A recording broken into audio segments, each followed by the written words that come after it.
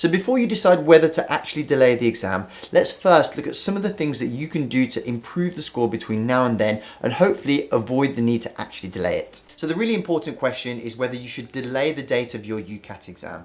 Some people, as they get to 10 days, a week out, they feel really anxious because they're not seeing the scores they need.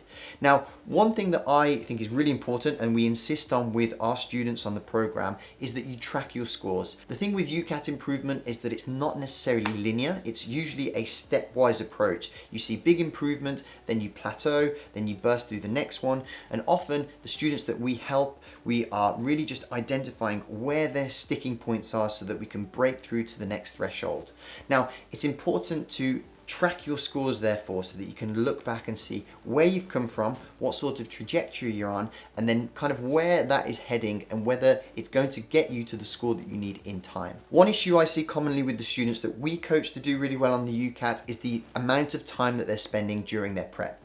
Remember the analogy that I use for UCAT, which is it's like sprint training. So it's high intensity and really you don't want to do too long sessions because like sprint training, if you do too much, you're trying to go as fast as you can obviously, and if you do too much training in one go, the speed will reduce, i.e. your performance will go down. So it's important to do short bursts of high intensity and take long breaks. The exam is 2 hours, so I would recommend that you tailor your revision sessions and your preparation sessions to match that time. As I said, a very common mistake that I see with my students is that they are doing too much at once. So they are putting loads and loads of time in but not getting any better, and that is exactly the problem that people have. So I talk about sprint training more if you check out the information button here and check out that video where I talk about preparation and the revision plan. That will help you understand the philosophy or the kind of way of looking at it in terms of sprint training. One great way to improve your score is to increase the number of mock tests that you're doing. So there are plenty of question banks and there are the official UCAT ones on the website,